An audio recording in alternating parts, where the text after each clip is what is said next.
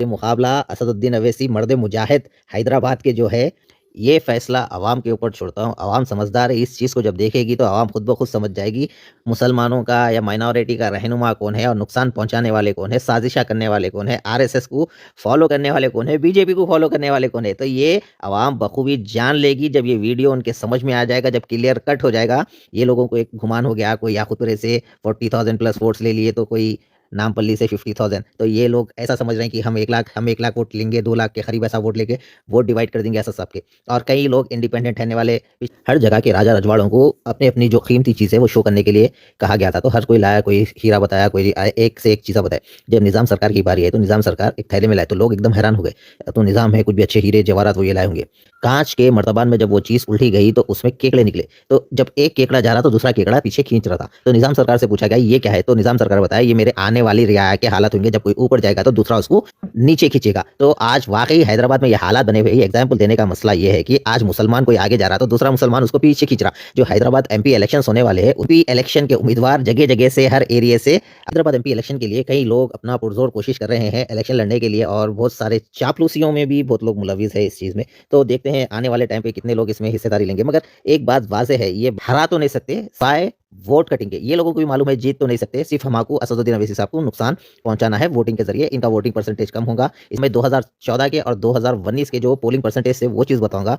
और ये लोग जीत तो नहीं सकते मगर हराने की कोशिश बराबर करें। मगर अल्लाह ताला आप लोग से बेहतर प्लानर है, ये चीज़ होने जाने वाली नहीं है। ये फ़ैसला अवाम के ऊपर छोड़ता हूँ। अवाम समझदार है, इस चीज़ को जब देखेगी तो अवाम खुद ब खुद समझ जाएगी मुसलमानों का या माइनॉरिटी का रहनुमा कौन है और नुकसान पहुँचाने वाले कौन है, साज़िशा करने वाले कौन है, आरएसएस को फ़ॉलो करने वाले कौन है, बीजेपी को फ़ॉलो करने वाले कौन है। तो ये अवाम बखूबी जान लेगी जब ये वीडियो उनके समझ में आ जाएगा, जब क्लियर कट हो जाएगा कि एक हैदराबाद के एमपी के पीछे कितने लोग फ़िरका परस्त ताकत है और जो भी लोग अलग-अलग है। अब मैं कोई इनको सेक्युलर ये वो नहीं बोलूँगा, ना कोई कम्युनल बोलूँगा। जो भी है ये लोग अपनी साज़िशें कर रहे हैं। किसको हराने के लिए? असदुद्दीन अवैसी को पार्लियामेंट की सीट हराने के लिए। मगर हरा नहीं सकते, इंशाल्लाह अल्लाह से अच्छी तवक्कुल रखना चाहिए और अल्लाह फिर से असदुद्दीन अवैसी साहब को कामयाब करेंगे।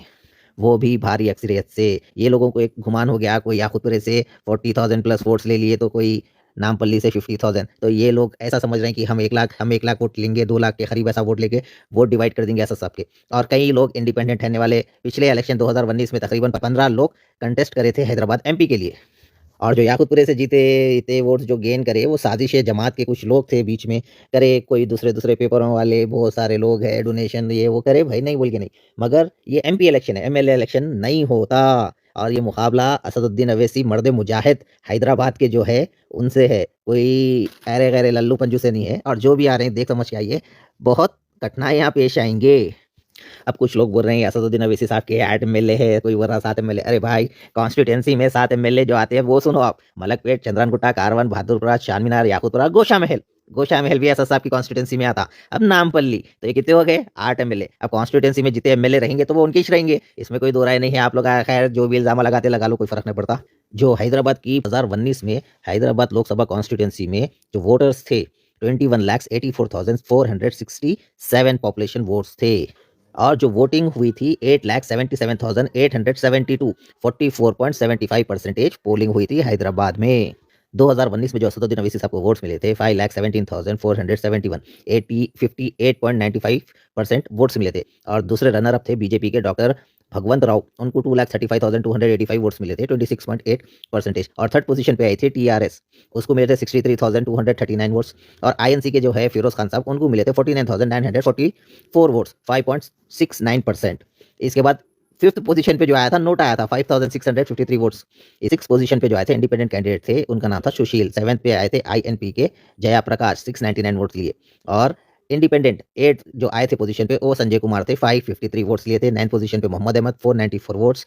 10th पे भी इंडिपेंडेंट कैंडिडेट थे बाल कृष्णा। फिर 11th पोजीशन पे आए थे अशोक। 12th पोजीशन पे आए थे 416 वोट्स लिए थे।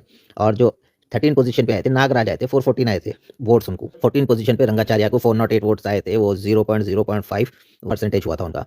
इसके बाद आए थे 15 पोजीशन पे रमेश नायडू जो कि 399 वोट्स लिए थे। और सबसे आखिरी में जो कम वोट्स लिए 16 पोजीशन पे मोहम्मद अजीमुद्दीन 329 वोट्स। ये था 2019 का पूरा डेटा। जो एआईएमआईएम के कैंडिडेट असदुद्दीन अवैसी साहब थे उनको मिले थे 5,17,471 वोट, जो कि पूरा टोटल परसेंटेज होता है 59%। और जो बीजेपी के थे वो राव साहब उन्होंने लिए थे 2,35,285 वोट्स, जो कुल मिलाकर इनका परसेंटेज होता है 27%। तो इन्हों हारे थे 2,82,186 वोट से इन्हों हारे थे 2019 में। 2014 की जो बात करेंगे तो उसमें पूरे इलेक्टोरल थे 18,23,664 और जो 2014 में वोटिंग हुई थी 9,71,421, कुल मिलाकर ये परसेंटेज हुआ था 53%। 2014 के भी विनर थे असदुद्दीन अवैसी साहब, जो कि 5,13,868 वोट्स लिए थे 52.9% के हिसाब से। और जो बीजेपी के थे सेकंड टाइम, ये 2014 में भी और 2019 में भी रनर अप रहे, 3,11,414 वोट्स, 32.06 इनका परसेंटेज रहा। फिर थर्ड पोजीशन पे आए थे आईएनसी के कृष्णा रेड्डी, 49,310 वोट्स लिए थे। फोर्थ पोजीशन पे आए थे टीआरएस के राशिद शरीफ। राजशेखर साहब आए थे पीपीओआई पार्टी से, तकरीबन फिफ्थ पोजीशन पे 21,796 वोट सिक्योर करे थे। पोजीशन पे थी वाईएसआरसीपी थी। फिर आम आदमी थे 8 पोजीशन पे, इंडिपेंडेंट बीएसपी 9 पोजीशन पे, एमबीटी 10th पोजीशन पे आई थी 2014 में 2102 वोट्स ले लेके। फिर ख्वाजा मोइनुद्दीन साहब 11 पोजीशन पे थे, independent candidate Abdul Gafoor 12 position पे थे, मोहम्मद उस्मान 13 पोजीशन पे थे, 14 पोजीशन पे शेख मोइन थे और 15 पोजीशन पे जया 598 वोट्स लिए थे। फिर इसके बाद महेंद्र सिंह 16th पोजीशन पे थे, 485 वोट्स इन्होंने गेन करे थे। अब इसमें डाटा और स्टैटिस्टिक के हिसाब से अगर देखा जाए तो हैदराबाद में सबसे ज़्यादा जो असदुद्दीन अवैसी साहब के खिलाफ साजिशें कर रहे हैं वोट कटाने की 2014 से और 2019 और 2024 में, सारे के सारे मुसलमान लोग थे और आगे जाके ये लोग ही रहेंगे। तो पब्लिक को डिसाइड करना है कि कौन किसका रहनुमा है, कौन किसको जिताने की कोशिश कर रहा।